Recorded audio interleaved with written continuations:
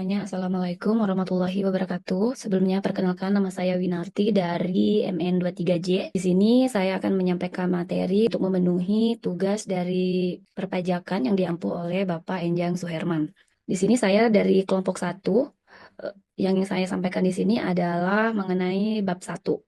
Peraturan Pemerintahan Republik Indonesia Nomor 50 Tahun 2022 tentang tata cara pelaksanaan hak dan pemenuhan kewajiban perpajakan memutuskan pada bab 1 ketentuan umum pasal 1 dalam pemerintahan ini yang dimaksud dengan poin pertama itu Undang-Undang Ketentuan Umum dan Tata Cara Perpajakan atau Undang-Undang KUHP. Ini adalah aturan dasar tentang bagaimana sistem perpajakan di Indonesia dijalankan, termasuk hak dan kewajiban wajib pajak serta prosedur administrasi pajak. Kemudian untuk poin nomor 2, Undang-Undang Pajak Pertambahan Nilai atau Undang-Undang PPN. Ini adalah peraturan tentang PPN dan pajak penjualan atas barang mewah atau PPNBM. Kemudian di sini untuk poin nomor 3, Undang-Undang Pajak Bumi dan Bangunan. Ini adalah undang-undang yang mengatur tentang pajak bumi dan bangunan. Adalah pajak yang dibayar oleh pemilik tanah dan bangunan setiap tahun berdasarkan nilai properti yang dimiliki. Kemudian poin 4. Di sini adalah tentang pajak penghasilan atau sering disebut dengan PPH. Pajak yang dikenakan atas penghasilan yang diterima oleh orang pribadi atau badan, seperti misalnya perusahaan. Kemudian untuk poin nomor 5 di sini adalah pajak pertambahan nilai atau PPN. Pajak atas pembelian barang dan jasa atau pajak konsumsi. Kemudian untuk poin nomor 6, pajak bumi dan bangunan atau PBB. Pajak yang dikenakan atas kepemilikan atau pemanfaatan tanah dan atau bangunan. Dan PBB ini juga dibayar setiap tahun. Contohnya misalnya kalau kita yang punya perumahan nih, pastikan juga ada bayar pajak untuk perumahan ya. Kemudian nomor 7, wajib pajak. Wajib pajak itu adalah orang pribadi atau badan yang mempunyai kewajiban dan hak terkait pajak, termasuk mereka yang membayar pajak, baik itu pemotongnya, yang memotong, dan yang pemungut. Nah, kemudian untuk pembayar pajak itu misalnya bisa individu atau perusahaan. Kemudian di sini untuk poin nomor 8, pemeriksaan. Pemeriksaan pajak adalah proses pengumpulan dan analisis data oleh petugas pajak. Tujuannya adalah memastikan pajak dibayar dengan benar. Misalnya nih, ada perusahaan yang melapor laba misalnya 10 miliar, tetapi ditemukan pemasukan tambahan yang ya tidak dilaporkan sehingga harus membayar kekurangan pajak dan denda. Kemudian untuk yang poin nomor 10, ini bukti permulaan, yaitu pemerintah awal oleh petugas pajak untuk mencari tanda-tanda pelanggaran pajak. Pemeriksaan ini bertujuan untuk menentukan apakah ada kesalahan atau kecurangan nih dalam pembayaran pajak. Jika ada, harus besertakan bukti yang kuat. Nah, kemudian untuk poin nomor 11, di sini penyidikan pajak adalah proses yang dilakukan untuk mengumpulkan bukti tindak pidana perpajakan, seperti penggelapan atau pemalsuan dokumen pajak. Tujuannya yaitu untuk menemukan pelaku yang bertanggung jawab. Untuk di poin 12, penyelidik pajak adalah pegawai pajak yang diberi wewenang untuk menyelidiki kasus tindak pidana perpajakan. Kemudian untuk poin nomor 13, penghindaran pajak berganda. Itu maksudnya perjanjian antara pemerintah Indonesia dengan negara lain. Tujuannya itu adalah agar wajib pajak tidak membayar pajak dua kali. Kemudian untuk poin nomor 14, persetujuan bersama. Di sini adalah cara untuk menyelesaikan masalah pajak yang muncul dari penerapan penghindaran pajak berganda. Kemudian untuk poin 15, bersama adalah kesepakatan antara pejabat pajak Indonesia dan pejabat pajak negara lain yang mengatur penyelesaian masalah pajak sesuai persetujuan penghindaran pajak berganda yang tadi. Oke, lanjut kemudian poin 16, ketetapan pajak adalah surat resmi dari DJP yang menjelaskan jumlah pajak yang harus dibayar oleh wajib pajak setelah dilakukan pemeriksaan. Ketetapan ini bisa menyatakan bahwa wajib pajak harus membayar lebih banyak, membayar pajak tambahan atau berhak mendapat pengembalian pajak. Kemudian di sini poin nomor 17, SKPKB. Nah, itu juga mencakup informasi tentang jumlah pajak yang harus dibayar, jumlah yang sudah dibayar, dan sanksi administrasi kalau ada. Kemudian selanjutnya untuk poin nomor 18, di sini ada SKP KBT, yaitu ketika setelah pemeriksaan kemudian ditemukan kurang pajak yang besar. Nah, kemudian di sini untuk poin 19 di sini adalah SKPN, itu menyatakan tidak ada pajak yang harus dibayar jika kewajiban pajak dan yang sudah dibayar itu sama. Jadi misalnya kalau kita udah membayar 50 juta pajaknya dan setelah diperiksa ya ternyata benar 50 juta, jadi udah sesuai. Jadi yang dikeluarkan itu adalah SKPN gitu. Kemudian SKPLB dikeluarkan ketika wajib pajak telah membayar lebih. Kita membayar lebih dari yang seharusnya kita bayar. Kemudian untuk poin 21 itu adalah tagihan pajak. yaitu adalah surat dari JP untuk menagih pajak yang belum dibayar atau sanksi administrasi karena keterlambatan atau kesalahan pembayaran pajak, termasuk sanksi administrasi, kewajiban untuk membayar. Kemudian untuk poin 22, keputusan keberatan adalah oleh pihak ketiga. Jika wajib pajak merasa jumlah pajak yang ditetapkan tidak benar, DJP kemudian memutuskan apakah keberatan diterima atau ditolak. Kemudian untuk poin nomor 23, kebutuhan pengurangan sanksi administrasi. Jika wajib pajak mengajukan permohonan dan memenuhi syarat tertentu, DJP bisa memutuskan untuk mengurangi sanksi. Kemudian untuk poin 24, keputusan penghapusan sanksi administrasi, yaitu surat keputusan dari DJP juga untuk menghapus sanksi administrasi yang dikenakan dalam kondisi tertentu nih, dengan syarat tertentu pastinya. Wajib pajak dapat mengajukan permohonan untuk penghapusan sanksi. Oke, dari saya untuk di bab 1 ini cukup sampai di poin 24 dan selanjutnya akan disampaikan oleh rekan saya bernama Regina. Baik, perkenalkan nama saya Regina Purnamasari dari MN23J. Selanjutnya saya akan menjelaskan poin berikutnya, yaitu dimulai dari poin 24 sampai dengan 28, yaitu adalah jenis-jenis surat keputusan terkait dengan pajak yang meliputi penghapusan sanksi administratif, pengurangan ketetapan pajak, pembatalan ketetapan pajak, pengembalian pendahuluan kelebihan pajak, dan juga pemberian imbalan bunga kepada wajib pajak. Selanjutnya, poin 29, yaitu merupakan surat keputusan pembetulan adalah surat yang membetulkan kesalahan dalam berbagai surat ketetapan pajak.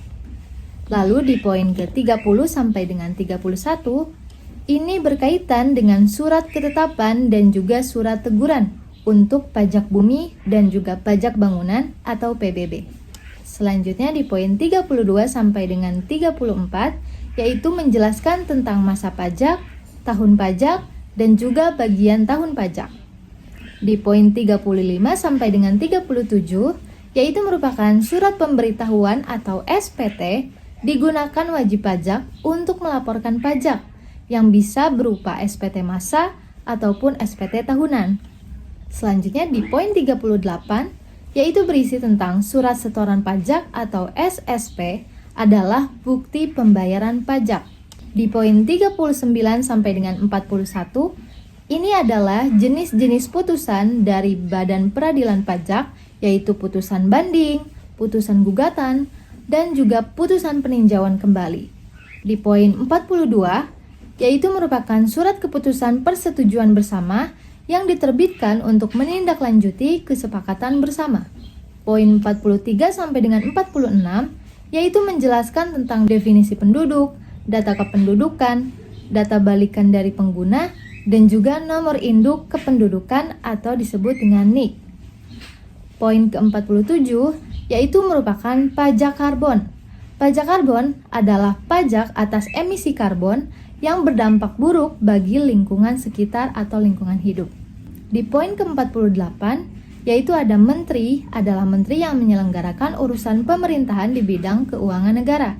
Yang dimaksud dengan menteri, yaitu menteri yang mengurus keuangan negara. Sekian dari saya, selanjutnya akan dilanjutkan oleh rekan saya, Kak Intan. Terlebih dahulu, saya Intan Sari dari MN23J dengan NIM 23416261201032. Bab 2. Nomor pokok wajib pajak. Surat pemberitahuan, pengungkapan ketidakbenaran dan tata cara pembayaran pajak. Bagian ke-1, nomor pokok wajib pajak. Pasal 2. Ayat 1, setiap wajib pajak yang telah memenuhi persyaratan subjektif dan objektif sesuai dengan ketentuan peraturan perundang-undangan di bidang perpajakan, wajib mendaftarkan diri pada kantor Direktorat Jenderal Pajak, wilayah kerjanya meliputi tempat tinggal atau tempat kedudukan wajib pajak, dan kepada wajib pajak diberikan nomor pokok wajib pajak. Ayat 2, nomor pokok wajib pajak sebagaimana dimaksud pada ayat 1 bagi wajib pajak orang pribadi yang merupakan penduduk penggunaan nomor induk kependudukan. Ayat 3, terhadap penduduk, pendaftaran sebagaimana dimaksud pada ayat 1 dilakukan dengan melakukan aktivasi nomor induk kependudukan sebagai nomor pokok wajib pajak dalam administrasi perpajakan.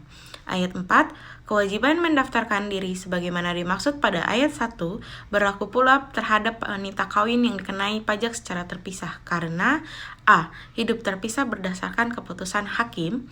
B. Melakukan perjanjian pemisahan penghasilan dan harta dengan suami secara tertulis atau C. Ingin melaksanakan hak dan memenuhi kewajiban perpajakan terpisah dari hak dan kewajiban perpajakan suami. Ayat 5. Dalam hal wanita kawin yang dikenai pajak secara terpisah sebagaimana dimaksud pada ayat 4 telah memiliki nomor pokok wajib pajak, sebelum kawin, wanita kawin tersebut tidak perlu mendaftarkan diri untuk memperoleh nomor pokok wajib pajak. Ayat 6. Wanita kawin selain yang memenuhi ketentuan sebagaimana dimaksud pada ayat 4, pelaksanaan hak dan pemenuhan kewajiban perpajakan digabungkan dengan pelaksanaan hak dan pemenuhan kewajiban perpajakan suaminya. Pasal 3.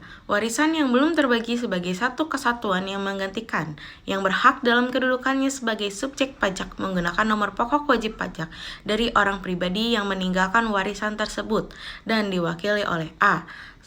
Salah seorang ahli waris, B. Pelaksana wasiat, atau C. Pihak yang mengurus harta peninggalan.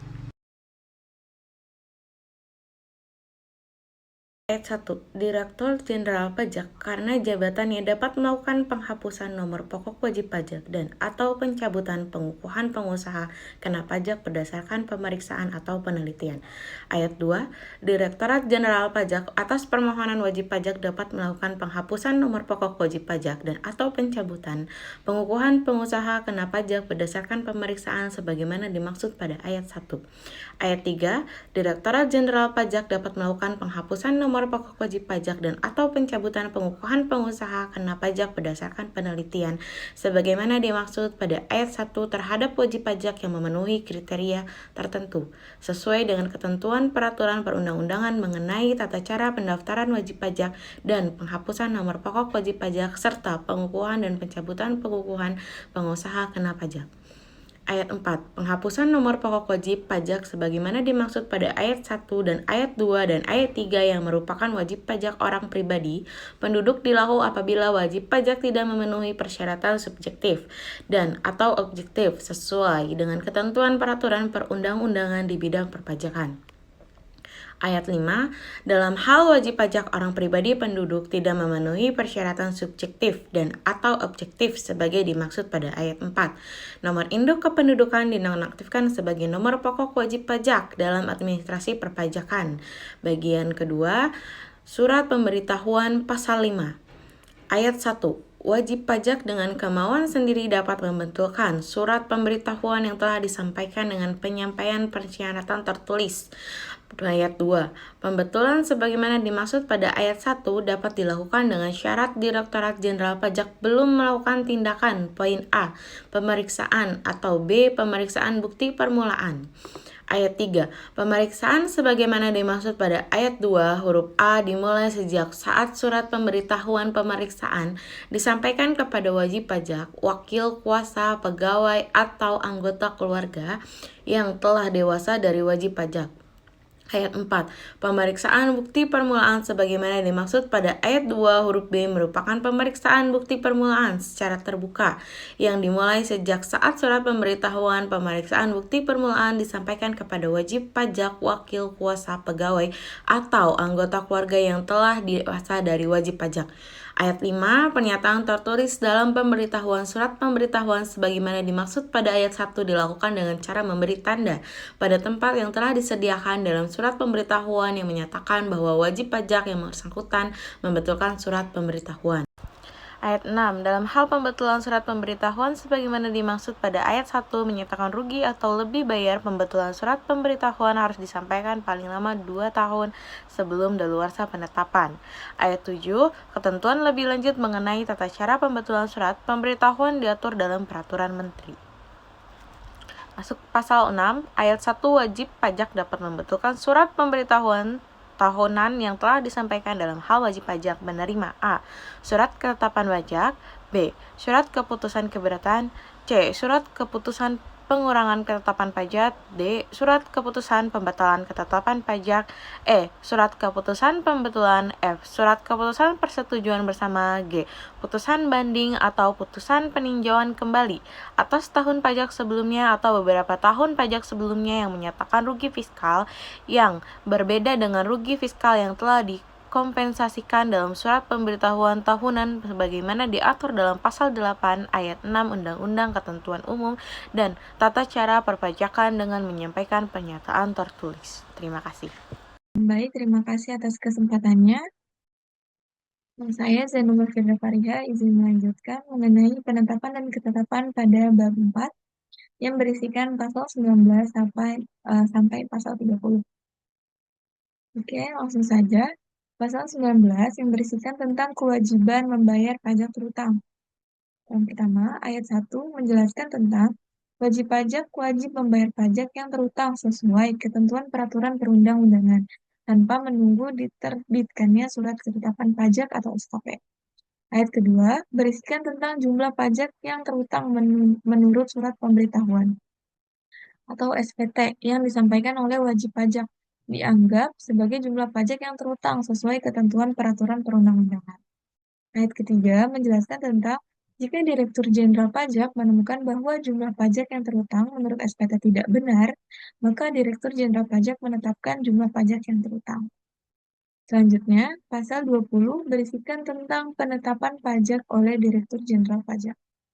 Direktur Jenderal Pajak menetapkan jumlah pajak yang terutang dalam hal wajib pajak tidak menyampaikan SPT. Lalu, data yang dimiliki atau diperoleh menunjukkan bahwa jumlah pajak yang terutang lebih besar dari jumlah yang dilaporkan dalam SPT. Lalu selanjutnya pasal 21 berisikan surat ketetapan pajak. Direktur Jenderal Pajak menerbitkan surat ketetapan pajak dalam bentuk Surat Ketetapan Pajak Kurang Bayar disingkat SKPKB, Surat Ketetapan Pajak Kurang Bayar Tambahan disingkat SKPKBT, Surat Ketetapan Pajak Nihil atau SKPN, dan yang terakhir Surat Ketetapan Pajak Lebih Bayar atau SKPLB. Lalu selanjutnya pasal 22 mengenai surat tagihan pajak. Direktur Jenderal Pajak menerbitkan surat tagihan pajak dalam hal pajak yang terutang tidak atau kurang bayar, lalu pajak yang seharusnya tidak dikembalikan, dan yang terakhir, pajak yang seharusnya tidak dikompensasikan.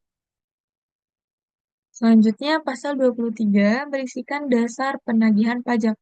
Dasar penagihan pajak meliputi surat ketetapan pajak, surat tagihan pajak, surat keputusan pembetulan, surat keputusan keberatan, surat putusan banding, dan putusan peninjauan kembali.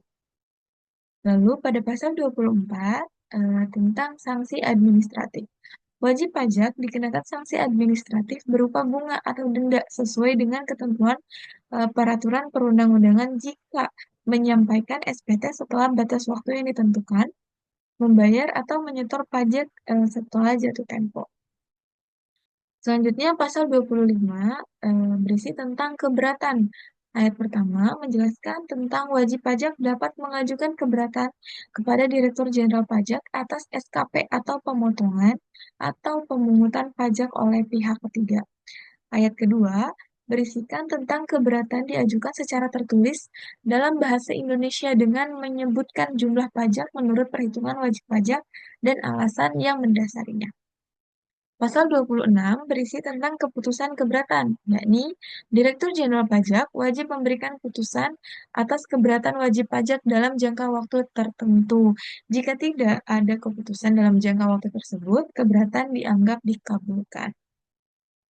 Lalu pasal 27 berisikan banding. Pada ayat 1, wajib pajak dapat mengajukan banding ke pengadilan pajak atas keputusan keberatan.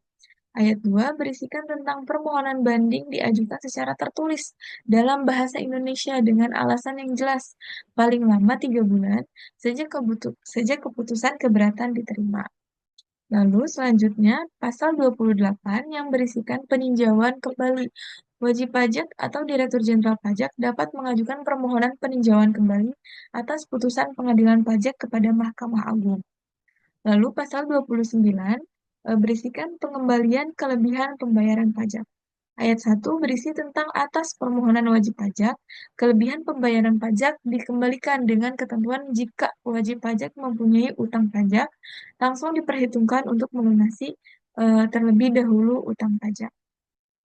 Ayat kedua berisikan tentang pengembalian kelebihan pembayaran pajak dilakukan paling lama 1 bulan sejak diterbitkannya surat keputusan pengembalian pendahuluan kelebihan pajak. Lalu yang terakhir, pasal 30 mengenai pencabutan penetapan wajib pajak kriteria tertentu. Pada ayat 1 menjelaskan bahwa wajib pajak yang telah ditetapkan sebagai wajib pajak dengan kriteria tertentu dicabut penetapannya dalam hal yang pertama, terlambat menyampaikan SPT tahunan. Yang kedua, terlambat menyampaikan SPT masa untuk suatu jenis pajak tertentu, 2 masa pajak berturut-turut. Yang ketiga, terlambat menyampaikan SPT masa untuk suatu jenis pajak tertentu, 3 masa pajak dalam 1 tahun kalender. Yang keempat, penyampaian laporan keuangan yang tidak diaudit oleh akuntan publik atau lembaga pengawas keuangan pemerintah. Yang kelima, menyampaikan laporan keuangan yang diaudit tetapi memperoleh pendapat selain wajar tanpa pengecualian. Yang keenam, dilakukan pemeriksaan bukti permulaan secara terbuka atau penyidikan. Lalu ayat kedua menjelaskan tentang tata cara pencabutan penetapan wajib pajak dengan kriteria tertentu dilaksanakan sesuai dengan ketentuan peraturan perundang-undangan di bidang perpajakan. Nah, penjelasan ini memberikan gambaran eh, bagi kita secara umum mengenai ketentuan pasal 19 hingga pasal 30 Peraturan Pemerintah Nomor 50 Tahun 2022 terkait penetapan dan ketetapan pajak. Baik, itu saja yang dapat saya sampaikan. Kurang lebihnya mohon dimaafkan. Selanjutnya akan dijelaskan oleh rekan saya. Terima kasih. Baik, di sini saya akan menjelaskan bab 3 mengenai pembukuan dan pemeriksaan.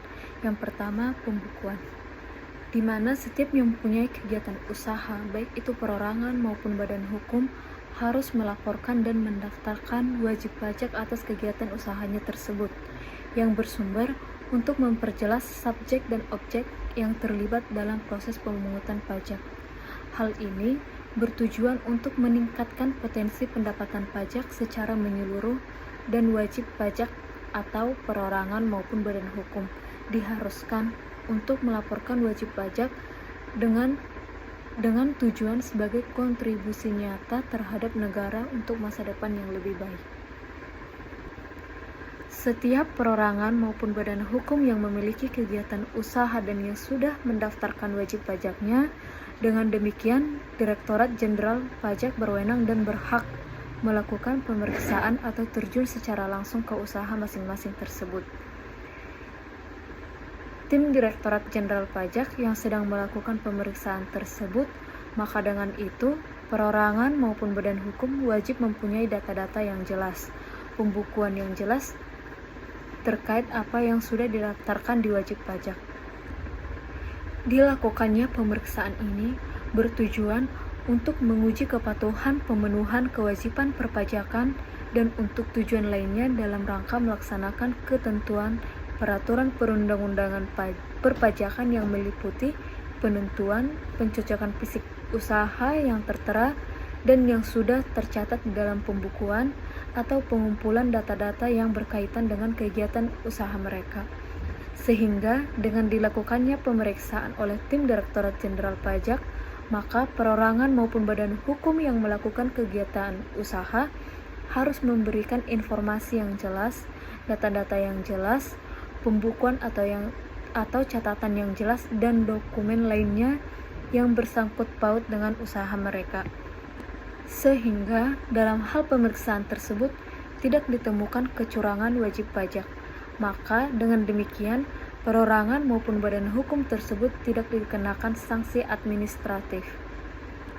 Setiap perorangan maupun badan hukum yang telah melakukan wajib pajak dan yang telah diperiksa oleh Direktorat Jenderal Pajak, baik perorangan maupun badan hukum harus memperlihatkan atau meminjamkan buku atau catatan, dokumen yang menjadi dasar dan dokumen lain termasuk data yang dikelola secara elektronik yang berhubungan dengan penghasilan yang diperoleh, kegiatan usaha, pekerjaan bebas wajib pajak, atau objek yang terutang pajak. Dan apabila semuanya itu tidak dilakukan oleh wajib pajak tersebut, maka mereka bersedia dikenakan sanksi-sanksi sesuai dengan peraturan yang berlaku. Assalamualaikum warahmatullahi wabarakatuh. Saya Hajar Mayula Putri. Di sini saya akan melanjutkan presentasinya bab 5 mengenai perpajakan, keberatan, pembetulan, pengurangan, penghapusan, pembatalan, dan gugatan. Di sini ada pasal 31 yaitu keberatan. Yang pertama, wajib pajak dapat mengajukan keberatan secara tertulis kepada Dirjen Pajak. Terus selanjutnya, keberatan hanya bisa diajukan atas surat ketetapan pajak kurang bayar SKPKB. Terus selanjutnya ada SKPLB, yaitu surat ketetapan pajak lebih bayar. Selanjutnya ada surat ketetapan pajak nihil. Selanjutnya ada pemotongan atau pemungutan pajak oleh pihak ketiga. Keberatan harus diajukan dalam jangka waktu 3 bulan sejak tanggal surat ketetapan ditertibkan atau pemotongan dan pemungutan. Dan selanjutnya ada Dirjen Pajak harus memberikan keputusan dalam waktu 12 bulan. Intinya, pasal 31 ini memberi ruang wajib pajak untuk menolak atau memperbaiki ketetapan pajak yang dianggap tidak sesuai. Yang kedua ada pasal 32, gugatan. Pasal 32 ini intinya mengatur tentang pengembalian kelebihan pembayaran pajak. Selanjutnya ada wajib pajak atau penanggung pajak dapat mengajukan gugatan ke pengadilan pajak terhadap yang pertama itu pelaksanaan penagihan pajak, yang kedua keputusan selain keberatan. Misalnya keputusan mengenai penghapusan NPWP atau pencabutan PKP. Selanjutnya ada gugatan diajukan dalam waktu 30 hari sejak diterimanya keputusan atau pelaksanaan penagihan. Selanjutnya pasal 33 ini mengatur penagihan pajak atau pembetulan. Dirjen Pajak dapat membetulkan surat ketetapan pajak yang salah tulis, salah hitung, atau kekeliruan penerapan ketentuan. Terus selanjutnya ada permohonan pembetulan dapat diajukan oleh wajib pajak dan harus selesaikan dalam jangka waktu 6 bulan. Jika tidak dianggap dalam waktu 6 bulan, permohonan dianggap diterima secara hukum. Selanjutnya ada pasal 34 yaitu pengurangan atau penghapusan sanksi administratif. Yang pertama yaitu wajib pajak dapat mengajukan permohonan pengurangan atau penghapusan sanksi administrasi, bunga atau denda. Selanjutnya ada Dirjen Pajak dapat menyetujui secara keseluruhan atau sebagian atau menolak permohonan tersebut. Selanjutnya harus diputuskan dalam waktu tertentu, biasanya itu 6 bulan. Nah, pasal 34 ini menyebutkan bahwa putusan gugatan dari pengadilan pajak bersifat final dan memiliki tindakan hukuman lanjut. Pasal 35 ini pengurangan atau pembatalan ketetapan pajak.